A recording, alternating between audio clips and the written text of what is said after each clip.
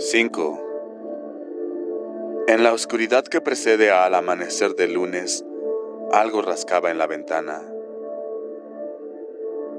Regresó desde el sueño sin intervalo alguno de somnolencia ni desorientación.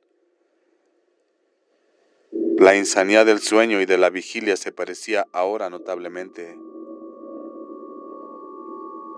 El rostro que destacaba en la oscuridad al otro lado de la ventana era el de Susan. «Mark, déjame entrar». El chico se levantó de la cama. El suelo estaba frío para sus pies desnudos. Estaba tiritando. «Vete», le dijo. No había ninguna inflexión en su voz. Observó que ella llevaba todavía la misma blusa, los mismos pantalones. ¿Quién sabe si los padres de ella estarán preocupados?, pensó Mark. Si habrán llamado a la policía. «No está tan mal, Mark». Mientras hablaba, Susan le miraba con inexpresivos ojos de obsidiana. Al sonreír le mostró los dientes, que se destacaron con nítido relieve bajo la palidez de las encías. «Es muy bueno, en realidad. Déjame entrar que te enseñaré. Quiero besarte, Mark.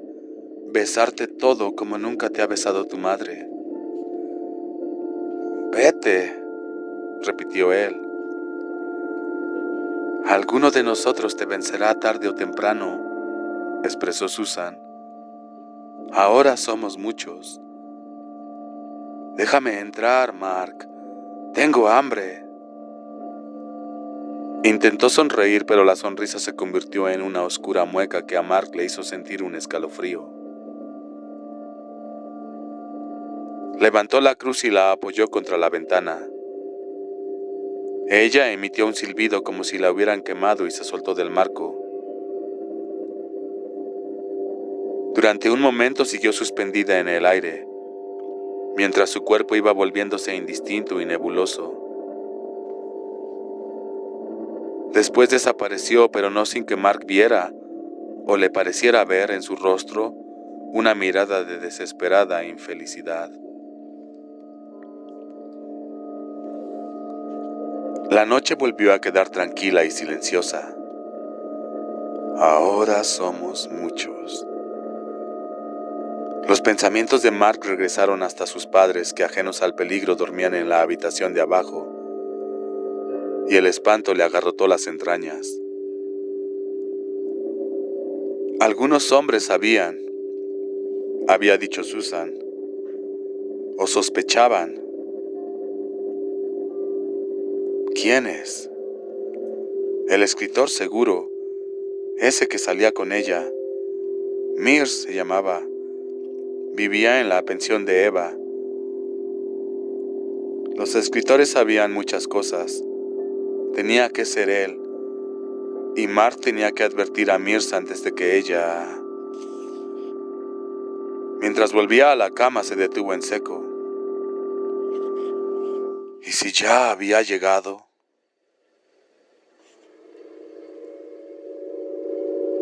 13. El padre Callahan. 1. Ese mismo domingo por la noche, el padre Callahan entró con cierta vacilación en la habitación de Matt Burke en el hospital, en el momento en que el reloj de Matt marcaba las 7 menos cuarto. La mesita de noche e incluso el cobertor de la cama estaban cubiertos de libros, algunos de ellos viejos y polvorientos. Matt había tomado por teléfono a Loretta Starcher. Matt había llamado por teléfono a Loretta Starcher a su apartamento de soltera y había conseguido no solamente que abriera la biblioteca, pese a ser domingo, sino que le llevara personalmente los libros. Loretta había aparecido seguida por 3 ayudantes del hospital, a cual más cargado de libros, y se había ido un poco ofendida, porque Matt se negó a responder a sus preguntas sobre tan extraña selección. El padre Callahan observó con curiosidad al profesor. Tenía aspecto fatigado, pero no tan fatigado ni tan horrorizado como la mayoría de pacientes que él había visitado en circunstancias similares.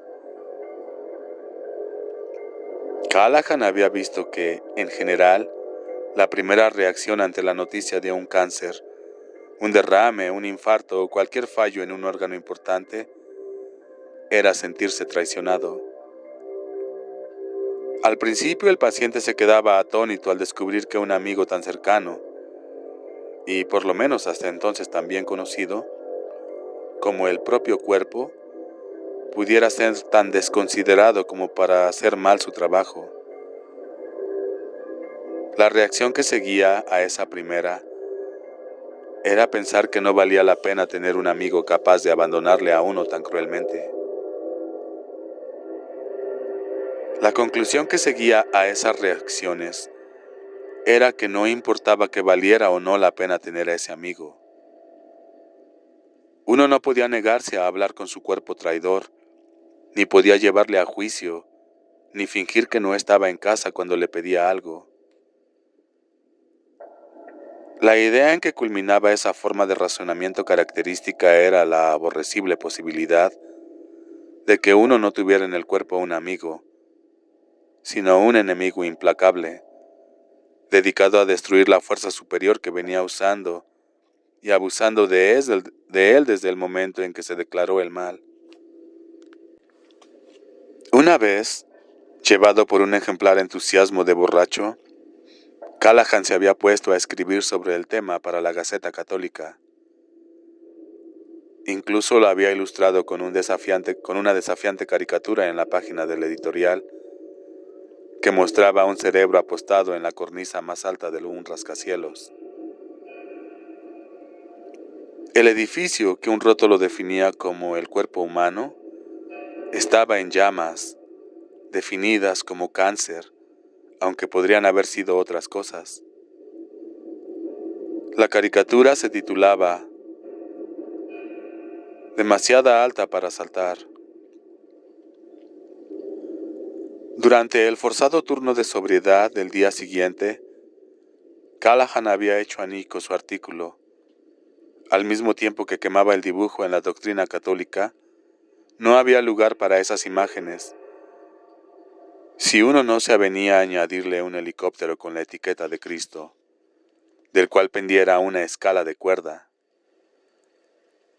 Pese a todo, seguía convencido de que su intuición le había señalado la verdad, y encontraba que el resultado de esa lógica peculiar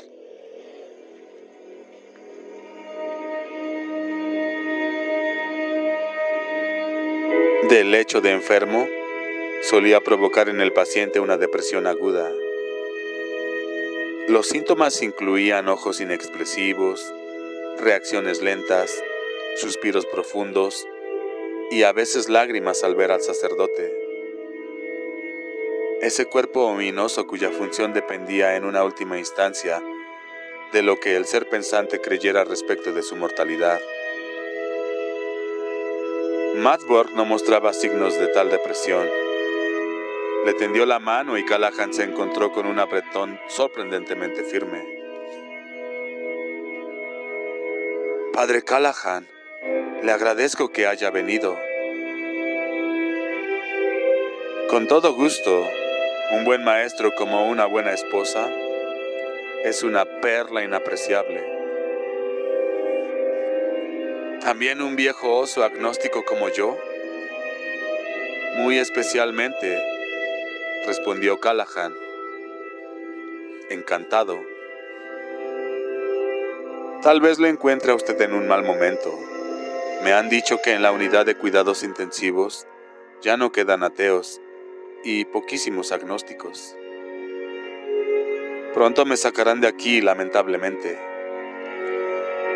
Una lástima, sonrió Callahan. Todavía le veremos a usted diciendo Padre Nuestros y Ave Marías. Pues eso no es tan absurdo como podría usted pensar, acotó Matt. El padre Callahan se sentó y cuando acomodaba su silla, pegó un rodillazo contra la cama. Una pila de libros cayó sobre sus piernas, y él fue leyendo los títulos en voz alta a medida que volvía a colocarlos.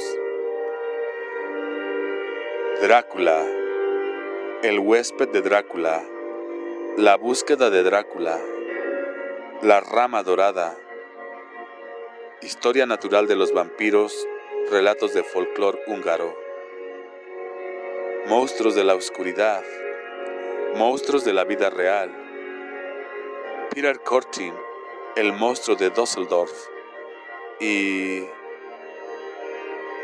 sacudió la capa de polvo de la última cubierta, revelando una figura espectral que se cernía amenazante sobre una damisela dormida. Barney el vampiro, o la fiesta de la sangre. Vaya, vaya, lectura recomendada para convalecientes de ataques cardíacos. Matt sonrió. Pobre Barney, ese lo leí hace mucho tiempo para preparar una clase mientras estaba en la universidad. Literatura del romanticismo. El profesor, cuya idea de lo fantástico arrancaba de Beowulf y llegaba hasta The Screwtape Letters, se escandalizó mucho. Me puso una nota y me recomendó que buscara una bibliografía más seria. Pero el caso de Peter Cortin resultaba bastante interesante, por repulsivo que sea, señaló el padre Callahan. ¿Conoce usted la historia? Sí, la mayor parte de ella. Me interesé por esas cosas cuando estudiaba teología.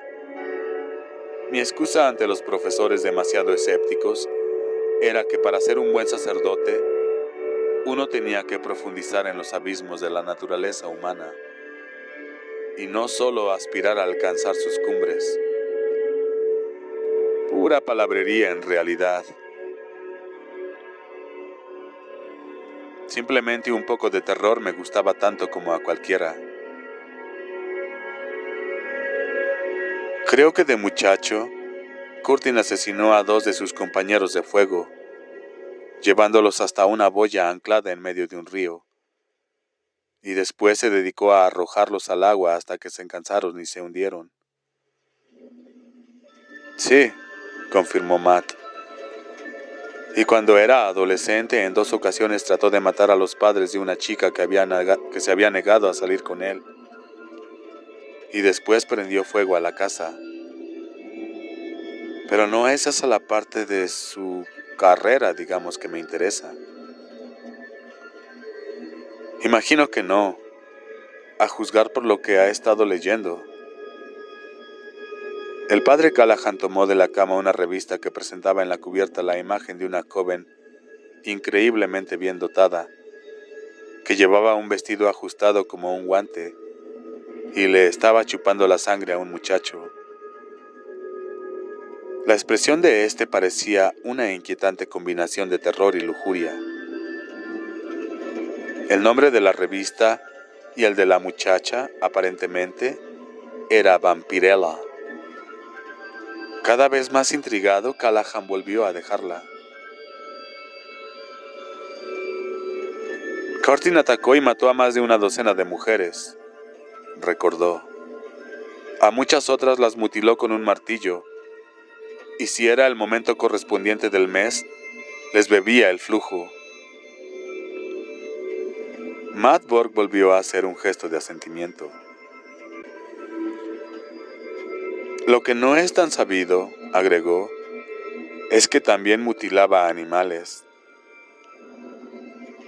En la época en que su obsesión era más intensa, les arrancó la cabeza a 2 cisnes del Parque Central de Düsseldorf y se bebió la sangre que les brotaba del cuello.